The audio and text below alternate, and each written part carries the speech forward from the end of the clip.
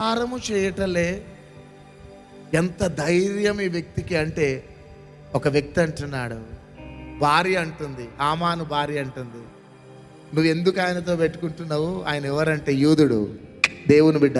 గట్టిగా భార్య అంటుంది.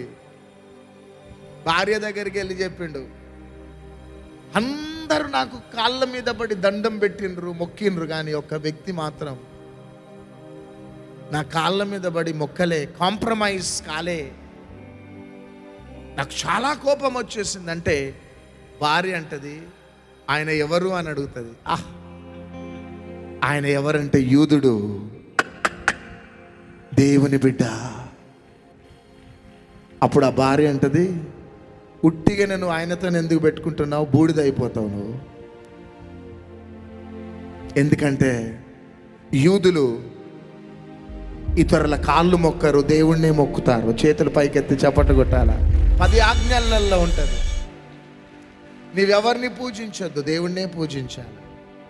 ఏ ప్రతిమను నువ్వు పూజించొద్దు, దేవుణ్ణే పూజించాలి. అది యూదులకి దేవుడు పెట్టిన కట్టడా. వాళ్ళు ఎవ్వరు మొక్కరండి, కాళ్ళు మొక్కరు. వాళ్ళు ఎందుకు అంటే వాళ్ళు ఎవరనుకుంటున్నారు? దేవుని ప్రజలు, యూదురు. వాళ్ళ ప్రాణం పోయినా సరే, వాళ్ళు పీక మీద కత్తి పెట్టినా నీకు కాళ్ళు మాత్రం మొక్కరు అని ఎవరు చెప్తారు? ఎవరు? భార్య చెప్తుంది. వాళ్ళు ఎట్లా కాళ్ళు మొక్కరు నేను చూస్తా కదా అని ప్రతీకారం పెట్టుకున్నాడు. ఒక దినం వచ్చింది, ఉరికంబం ఎక్కిండు, చచ్చిపోయినాడు. అంతే. చప్పట్లు కొట్టండి అంతా. మీ అందరికి నేను ఒకటి చెప్తున్నాను, మనం స్ట్రైట్ ఫార్వర్డ్ ఉన్నామంటే మిత్రులు కాస్త శత్రువులు అవుతారు, మన ప్రియులు కాస్త కొంచెం వేరే విధంగా ఆలోచిస్తారు. కానీ ప్లీజ్, మై హంబుల్ రిక్వెస్ట్, ఈ 25 years నుంచి ఈ అడవిలో ఎంప్టీ హ్యాండ్స్తో అడుగుపెట్టిన మా జీవితంలో ఇది ఒక మహిమ కలిగిన అనుభవం. అంతే.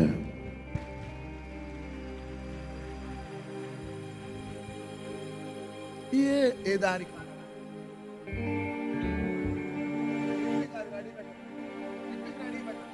హల్లెలూయా. మీరు నమ్మండి, నమ్మకపోండి, గాడ్ ఈస్ మై విట్నెస్.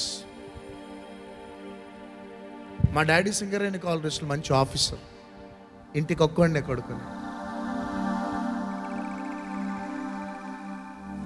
ఆ లోపల ఒక పెద్ద బంగ్లా ఉంటుంది, అది నాదే. పెద్దగా ఉంటుంది బంగ్లా.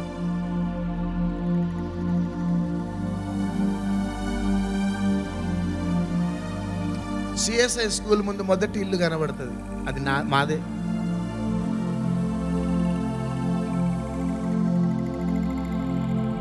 మా ఇంట్లో పని మనుషులు పనులు చేస్తూ ఉండేవారు. ఇంటికి ఒక్కడే, ఒక అక్క ఉన్నది. స్విమ్మింగ్ పూల్, టెన్నిస్, షటిల్ క్లబ్స్కి వెళ్ళే అలవాటు నాది. నిన్న 1st, 2nd, 3rd, 4th ప్రార్థన చేస్తుంటే నన్ను లోవర్ కేజీ నుంచి 5th క్లాస్ దాకా ఇంట్లో పని చేసే ఒక పని మనిషి నన్ను స్కూల్ తీసుకొని వెళ్ళాడు.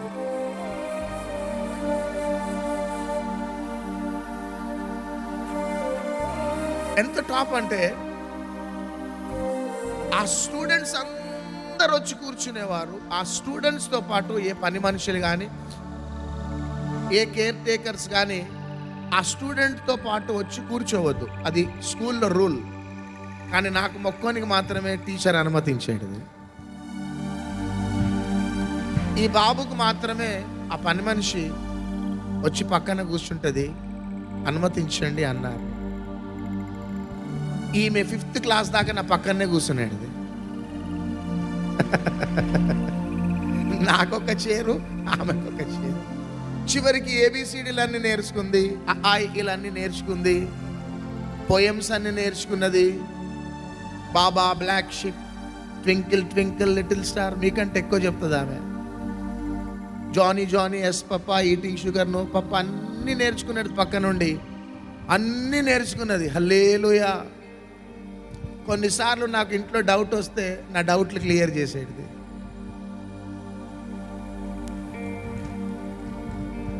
బాబు బాబు అది కాదు బాబు, ఇది బాబు అని.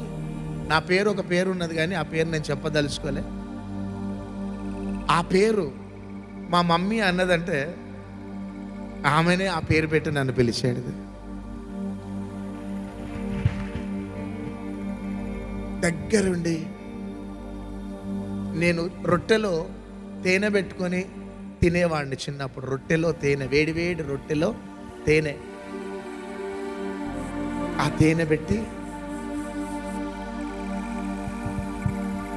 నాకు ముద్దలు పెట్టాడు. కొట్టేటోండి ఆమెని. కొడుతూ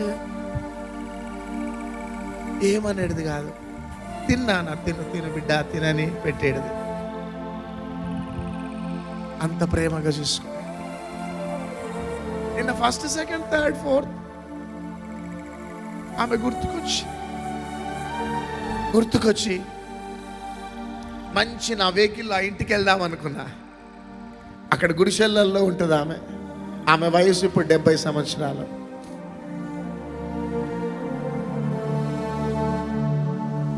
ఎవ్వరికి చెప్పకుండా 2 కెమెరామ్యాన్లను తీసుకొని వెహికల్లో వెనకాల ఇంకొక వెహికల్, నా వెహికల్తో ఆ గుడిసె ముందు ఆగుదాం అనుకున్నా. లోపలికి వెళ్ళి ఆమెను హగ్ చేసుకొని ముద్దు పెట్టుకొని ఒక రొట్టె చేయించుకొని తేనెతో ఆమె ముద్దలు తిందాం అనుకున్నా.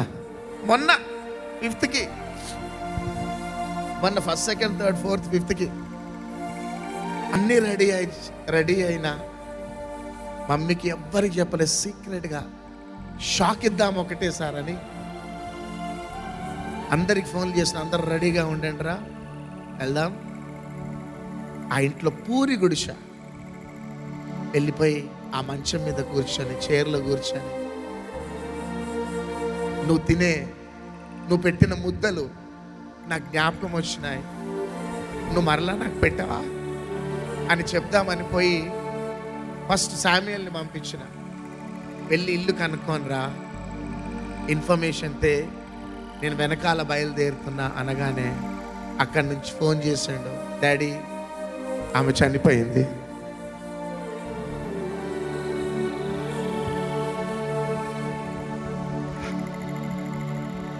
ఇదే కాదు, రేపు 50 days అప్పుడు ఆమెను స్టేజ్ మీద పిలుద్దామని, ఆమెను స్టేజ్ మీద పిలిచి ఆమెకి చాలు సన్మానం చేద్దామని.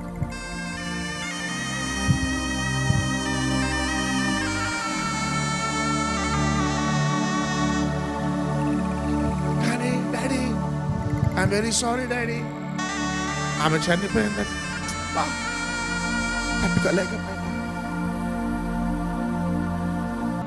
అంతా సుఖంగా బ్రతికిన నేను ఎప్పుడైతే సేవకి పిలువగానే కట్టుబట్టలతో వచ్చిన మీ అడవిలోకి, నాట్ ఈవెన్ స్పూన్, మమ్మీకి 2 చీరలు, 2 ప్యాంట్స్, 2 షర్ట్స్తో ఈ అడవిలోకి వచ్చి, మా మమ్మీకి చాలా ఇష్టం నేనండి. అప్పుడప్పుడు చికెన్ కర్రీ చేసుకొని వచ్చి, తిను బిడ్డ అంటే, వద్దు మమ్మీ తీసుకొని వెళ్ళిపో.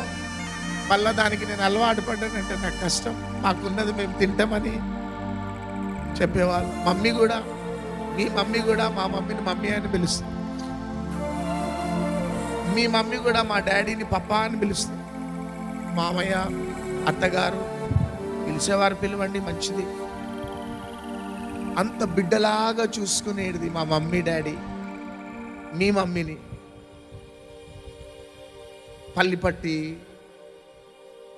మంచి మురుకులు, అరిసెలు, వేడి చికెన్ కర్రీ అన్నీ చేసుకొని వచ్చేది మమ్మీ ఇక్కడికి. అన్ని ఇచ్చి పంపించేస్తున్నాను, ఎందుకంటే మమ్మల్ని ఆయననే పోషించాలా. ఏమి లేకపోయినా పస్తులతో బ్రతుకుతాం, కానీ మా యేసయ్య మమ్మల్ని పిలిచిన వాడు, ఆయన నమ్మదగిన వాడు, అంతే. కాంప్రమైజ్ కాలే. మా డాడీ కూడా విసిగిపోయి ఎన్నో ఆశలు పెట్టుకున్నాడు నా మీద. చివరికి సేవ అనగానే అప్సెట్ అయిపోయినాడు.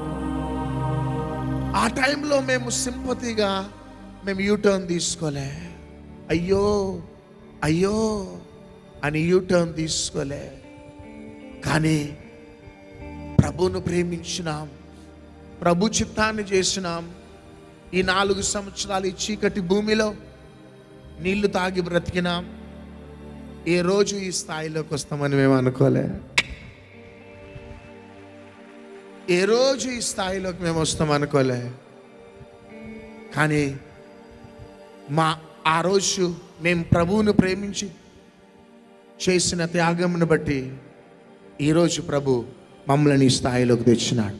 ఈరోజు ఎంతమంది మెసేజ్ వింటున్నారో ఈ వర్తమానం నీకోసమే.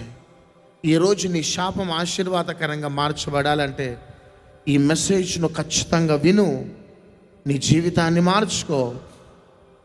నీ కుటుంబము, నీ పిల్లలు, నీ భవిష్యత్తు ఆశీర్వాదకరంగా ఉండబోతుంది.